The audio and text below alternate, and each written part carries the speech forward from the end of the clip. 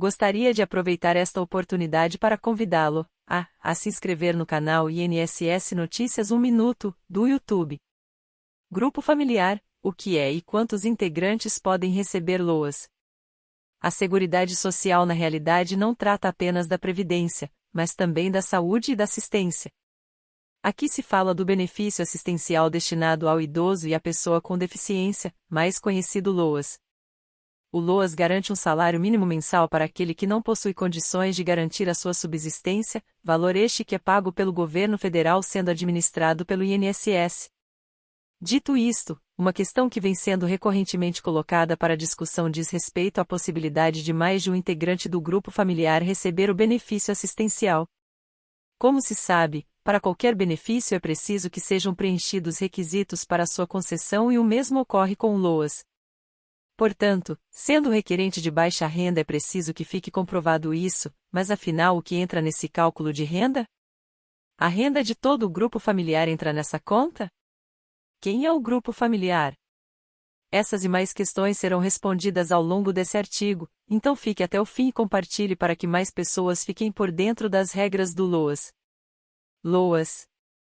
LOAS na verdade é o nome popular do benefício assistencial, sendo que a sigla se refere à Lei Orgânica da Assistência Social, Lei 8.742/93.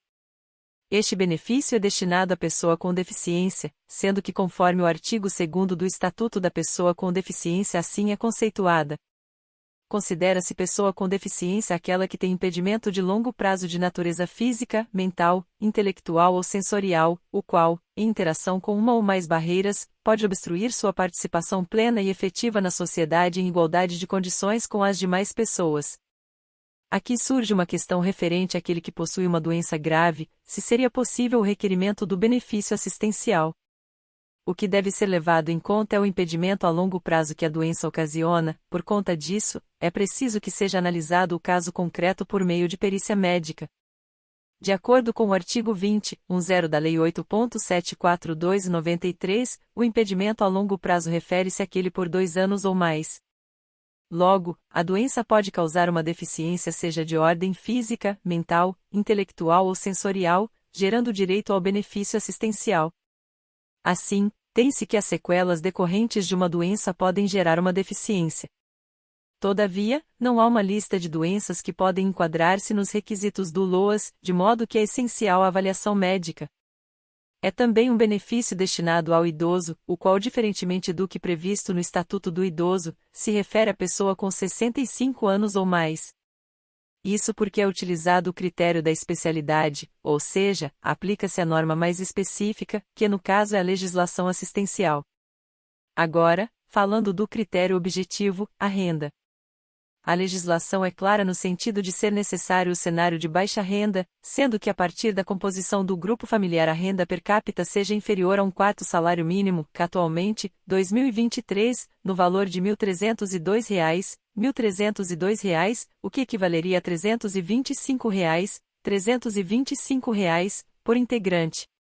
Entretanto, mesmo que a lei disponha essa regra, na realidade é difícil entender as necessidades reais do requerente frente às suas dificuldades em razão da deficiência ou idade. Por conta disso, já foi objeto de análise do Judiciário esse tema, de forma a relativizar o critério renda. Esta discussão se fundamenta na própria Constituição Federal ao prever que o benefício assistencial destina-se àquele que está impossibilitado de prover a sua manutenção e de sua família, sem definir critérios objetivos, nos termos do artigo 203, inciso v. Assim, o STF e a TNU já manifestaram o entendimento de relativização do critério renda frente a outros fatores presentes na realidade do requerente. Este tema já foi objeto de um artigo, o qual recomendamos a leitura. Para finalizar esse panorama geral do que se trata o LOAS, a partir do deferimento será devido benefício no valor de um salário mínimo mensal. O requerimento se dá junto do INSS, pelo telefone 135, pessoalmente na agência do INSS, ou, ainda, pelo site ou aplicativo A Meu INSS. Grupo familiar. Para que seja realizada a análise do requerimento do benefício assistencial, é indispensável verificar a composição do grupo familiar.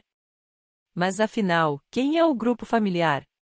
Parte-se do pressuposto de que todos aqueles que vivem juntos são então considerados integrantes do grupo familiar. Trata quanto a isto a legislação que rege o LOAS, Lei 8.742/93. Art. 20. Primeiro, para os efeitos do disposto no caput, a família é composta pelo requerente, o cônjuge ou companheiro, os pais e, na ausência de um deles, a madrasta ou o padrasto, os irmãos solteiros, os filhos e enteados solteiros e os menores tutelados, desde que vivam sob o mesmo teto. Redação dada pela Lei nº 12.435, de 2011. Portanto, sim, aqueles que residem no mesmo domicílio são considerados do mesmo grupo familiar. Lembrando que, não havendo vínculo não será considerado, ou seja, aqueles que a legislação não menciona como avós, tios, irmãos casados, primos, sobrinhos e netos, mesmo que residam juntos. Outro detalhe importante é quando no mesmo terreno há mais casas em que parentes moram. As outras casas, mesmo que havendo vínculo com o requerente, serão desconsideradas para efeito de análise da renda per capita do grupo familiar, pois não vivem sob o mesmo teto.